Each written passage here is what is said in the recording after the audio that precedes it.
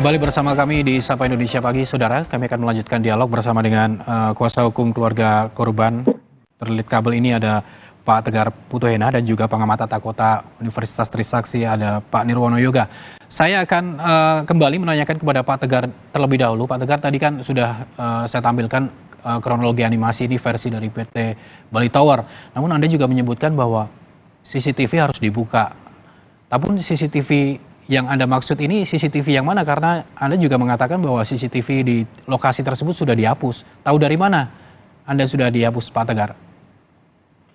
Ya, nah CCTV itu pertama itu CCTV di lokasi dan itu miliknya Bali Tower. Kami punya fotonya, kelihatan nggak? Coba ditujukan ke kameranya Zoom, Pak. Boleh, Pak? Oke. Ini CCTV terkait apa, Pak?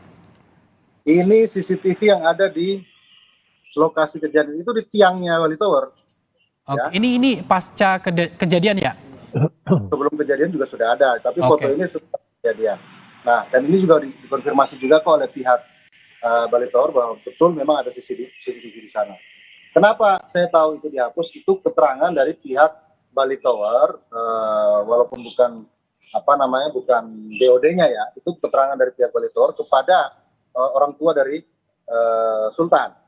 Pada saat ketika orang tua Sultan ini datang dan mencari informasi dan mengkonfirmasi banyak hal, termasuk bagaimana dengan CCTV-nya. Yang disampaikan adalah itu sudah auto delete karena sistem mereka 3 bulan otomatis dihapus. Nah, ini yang buat kami juga agak janggal ya, karena sehari setelah kejadian itu ada petugas yang datang dan tahu itu ada kabel yang putus, ada tiang yang bengkok. Kenapa dia tidak mencari penyebabnya? Kan mudah saja kalau memang tidak lalai ya, dia akan mencari penyebabnya, kenapa putus, kenapa itu tiang bengkok. Caranya gimana? Tinggal di playback CCTV-nya. Yang saya tunjukkan tadi itu CCTV yang ada di tower, di tiang kabel yang menjulur itu gitu loh.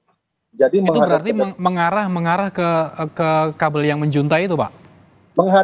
Mengarah ke kabel yang menjuntai dan mungkin spot-spot di samping kanan kirinya saya tidak tahu karena kita tidak pernah ditunjukkan itu. Yang kita tahu ada CCTV di sana dan baik, itu posisinya tidak berubah sejak kejadian. Gitu. Saya ke Pak Nirwono Yoga, Pak. Ya, Mas Galih. Kalau melihat kronologi versi dari Bali Tower tadi animasinya, itu kan kabelnya menjuntai sampai 5,5 meter, lalu ada kendaraan yang lewat yang melebihi batas ketinggian seperti itu ya, Pak? Iya. Itu sebetulnya aturannya seperti apa, Pak, untuk perawatan kabel dan ketinggian kabelnya itu harusnya seperti apa sih, Pak?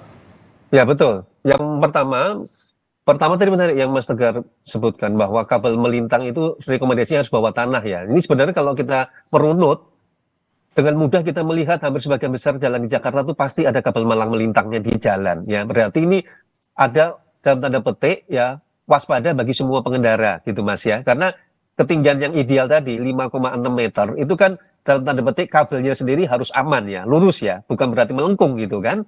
Kalau kita bicara kabelnya malang loh, malang jalan loh, itu artinya suatu saat kalau kabel tadi tidak terpelihara dengan baik ya, artinya akan terjadi kemungkinan kabel-kabel tadi kan akan melengkung bergelantungan. Nah, otomatis ini tentu membahayakan siapapun. Itu catatan saya yang pertama. Yang kedua, di sisi kiri kanan juga, terutama di lokasi Jalan Antasari ya, yang tempat kejadian kasus ini, sampai dengan kemarin pun kabel-kabelnya masih ada yang menjuntai dekat dengan trotoar, Mas. Ya, dekat titik lokasi itu malah kami lewat itu mungkin tidak lebih dari 1 meteran ya. Jadi kalau anak kecil lewat pun sebenarnya masih bisa tuh kabel itu dipegang. Nah, ini kan berarti dalam tanda petik berbahaya bagi siapapun sebenarnya kondisi kabel baik yang malang maupun yang di kiri kanan trotoar tadi. Nah, ketiga yang tidak kalah penting, ini juga buat himbauan kepada masyarakat untuk perapian kabel.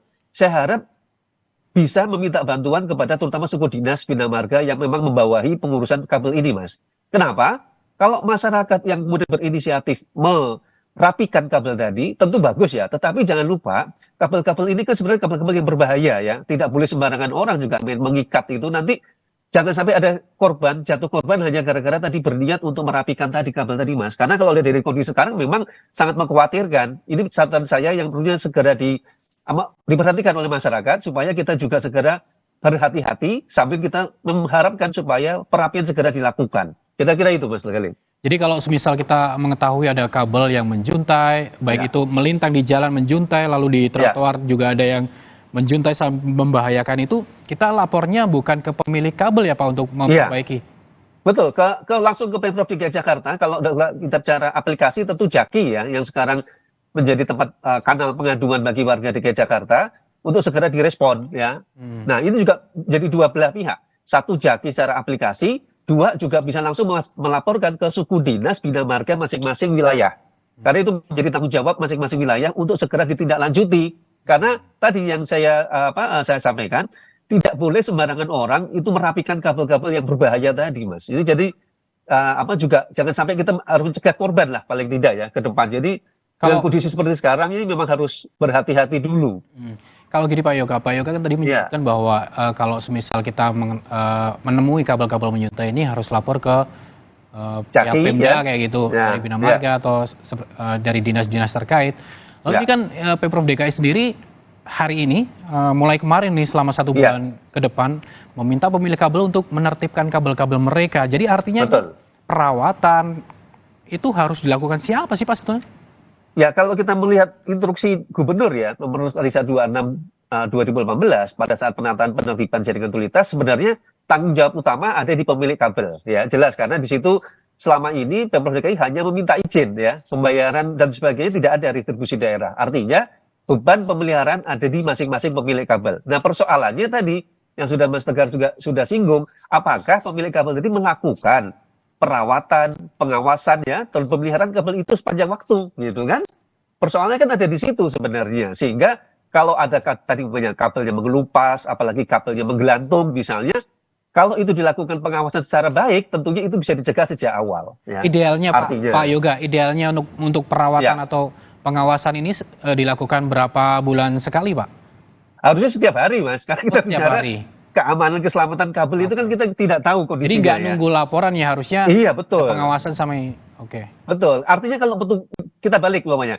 Kalau kita balik petugas dari Pemprov DKI, terutama dari tingkat suku dinas, kemudian dari pihak paling kecil kelurahan melakukan semacam inspeksi lah istilahnya ya terhadap kondisi kabel-kabel itu, maka bisa dipastikan setiap hari akan ada laporan kabel-kabel yang malang melintang, kabel-kabel yang tidak terawat dengan baik untuk segera diperbaiki oleh si pemilik kabel tadi. Sehingga jelas kalau ada kejadian apapun, masyarakat dapat segera mengadu kepada pihak pemerintah dan pemerintah dengan cepat juga tahu siapa pemilik kabel di lokasi tersebut. Sehingga masyarakat juga tidak dapat menunggu ya. Kalau misalnya terkait dengan kejadian ini, lalu Pemprov DKI Jakarta memberikan waktu 1 bulan untuk pemilik kabel merapikan kabel-kabel mereka, artinya cukup waktu ini atau kurang Pak? Yang tadi saya sudah sampaikan di depan, perapian kabel itu hanya bersifat sementara Mas sekali ya. Kalaupun yang dilakukan sekarang pasti akan lebih pada pengikatan ya. Jadi dirapikan Diikat saja nggak dirapikan. Iya, betul. Jadi ini hanya dilihat sementara ya. Artinya kalau mereka melakukan itu perapian lebih kepada dirapi-rapikan istilahnya ya. Tetapi bukan menyelesaikan masalah dalam jangka panjang. Apalagi tadi Mas Tegar bilang, yang melintang itu tidak boleh. Nah berarti kan itu harus ada segera solusi pemindahan kabel di bawah tanah, terutama kabel-kabel yang melintang tadi. Ini PR terbesar sebenarnya karena kalau kita lihat beberapa hari seperti beberapa kasus ojek yang tersangkut kabel itu kan yang melintang sebenarnya paling bahaya sebenarnya ya. Jadi dengan demikian harus ada segera ketegasan bagaimana itu nasib kabel yang melintang jalan pada saat penertiban sekarang ini ya, supaya kita bisa tahu daerah mana yang bisa dikatakan rawan kabel-kabel yang masih malang melintang di jalan tadi Mas sekali. Itu sebenarnya. Baik Pak Yoga, saya kembali ke Pak Tegar nih. Pak Tegar setelah melakukan pelaporan kemarin, lalu juga pernah bertemu dengan Pak Mahfud MD untuk meminta melakukan mediasi itu Pak. Selanjutnya akan seperti apa nanti Pak? Selanjutnya kita akan lihat siang ini kan atau pagi ini jam 10-an itu akan ada pertemuan di Kementerian Menko Polhukam antara pihak Bali Tower, direksi dan kuasa hukumnya. Jam 10 pagi ini ya Pak ya? Ya, yang hari ini, jam 10 pagi ini. Itu akan ada pertemuan di Polhukam, nanti kita lihat hasilnya seperti apa, tapi pada intinya dari pihak keluarga punya beberapa catatan terhadap masalah ini, bukan hanya soal bagaimana penyembuhan dari Ananda Sultan, tapi yang paling penting dan paling utama adalah dari pihak pemilik kabel itu harus menyampaikan permohonan maaf yang setulus-tulusnya dan mengakui bahwa memang itu kesalahan mereka. Ini penting bukan hanya untuk Sultan tapi juga untuk publik, termasuk juga penting agar kedepannya provider-provider itu tidak seenaknya saja membuat instalasi yang membahayakan nyawa, kemudian ketika ada korban mereka lepas tangan. Ini penting, makanya ini kami perjuangkan. Makanya saya bilang perjuangan ini bukan hanya untuk Sultan. Ini ada yang dilakukan oleh Sultan dan kami. Ini adalah satu awal untuk perubahan ekstrim manajemen perkabelan di Jakarta. Nah, tadi juga disinggung soal nanti ujungnya seperti apa ya? Ujungnya seperti apa kalau kemudian mediasi dan catatan-catatan dari kami itu dipenuhi oleh Bali Tower, maka tidak menutup kemungkinan laporan polisinya bisa berakhir, ya kan? Karena apa yang kami minta, apa yang kami catat itu dipenuhi. Dan tadi satu, permohonan maaf, yang kedua tentu harus ada perubahan perilaku para pengusaha dan mungkin juga nanti Pemda gitu loh, mengenai bagaimana menjamin keselamatan warga. Nah, saya mau kasih satu catatan penting juga, tadi saya kelupaan, bahwa melintasnya kabel menyeberangi jalan itu secara peraturan tidak diperbolehkan, apalagi di Jakarta. Itu Perda yang mengatur itu. Sejak tahun 99 sudah ada peraturannya. Tidak boleh dan harus lewat bawah tanah. Tapi ini tidak pernah dilakukan. Kenapa? Karena itu butuh biaya. Lewat bawah tanah itu lagi-lagi itu ada ongkos sewanya, ada retribusinya, begitu-begitu. Sehingga itu dihindari oleh perusahaan. Saya mau bilang begini kepada perusahaan-perusahaan itu, bahwa keselamatan warga itu rule number one, gitu kan. Keselamatan warga itu hukum tertinggi. Jadi jangan tukar keselamatan warga itu dengan keuntungan cuan-cuan yang tidak seberapa itu, gitu loh. Baik, Pak Tegar, artinya nanti jam 10 akan dilakukan mediasi dengan pihak PT Bali Tower bersama dimediasi dengan Pak Menko Polhukam Mahfud MD ya Pak, jam 10 nanti ya Pak ya. Permintaan keluarga adalah pengakuan kesalahan dan juga permintaan maaf, bukan hanya semata-mata soal uang yang pernah ditawarkan seperti itu ya Pak ya. Saya ke Pak Yoga. Pak Yoga terakhir Pak Yoga, imbauan terakhir Pak Yoga. Seperti apa ini seharusnya penataan kota terkait dengan kabel yang masih semerawut di Jakarta Pak? Ya, ada 3 langkah besar menurut saya yang harus segera dilakukan dari pembelajaran dari Mas Tegar juga sampaikan. Yang pertama, ini momentum bagi Pemprov DKI Jakarta untuk segera merapikan seluruh kabel ke bawah tanah. Ya, kalau tadi 1 bulan, maka harus ada strategi selanjutnya setelah 1 bulan bagaimana untuk mempercepat pemindahan semua kabel. Ini tujuannya lebih kepada bagaimana menjaga keamanan dan keselamatan warga beraktivitas di ruang publik. Ini yang nggak bisa ditawar tadi kata Mas Tegar sebagai jaminan keselamatan oleh pemerintah daerah. Kedua, yang tidak kalah penting tentu dalam kondisi seperti sekarang, kita berharap seluruh warga DKI Jakarta, terutama warga yang beraktivitas di ruang publik, untuk ekstra hati-hati dulu nih Mas Gali, ya, karena ini masih dalam proses penataan. Nantinya jangan sampai ada berita setiap hari orang kecelakaan karena kabel utilitas tadi. Nah, ketiga tentu himbauan kepada masyarakat untuk tidak terburu-buru ya, untuk berinisiatif menggulung kabel tadi itu, segera laporkan ke pihak terkait ya, terdekat. Dalam hal ini bisa pihak kelurahan atau Jaki ataupun juga suku dinas bina marga terdekat terhadap kondisi kabel-kabel yang dianggap membahayakan atau mengkhawatirkan, Mas. Nah, 3 catatan itu yang saya harapkan semoga mendapat perhatian dari teman-teman semua. Terima kasih Pak Nirwono Yoga, pengamat tata kota Trisakti, sudah bergabung bersama kami, dan sebelumnya juga ada Pak Tegar Putohena, kuasa hukum dari keluarga korban. Semoga nanti mediasinya berjalan dengan lancar dan juga menemukan titik temu. Terima kasih, selamat pagi Pak. Terima kasih Mas Gali, terima kasih Mas Tegar. Terima kasih Mas Pak Nirwono Yoga. Sama-sama. Dan saudara, usai jeda kami akan kembali dengan informasi Verdi Sambo batal dihukum mati. 3 terdakwa lainnya juga mendapat keringanan hukuman. Apa dasar pertimbangannya? Dan masih ada peluangkah bagi Verdi Sambo saudara terkait hukumannya yang berkurang? Simak dialognya usai jeda.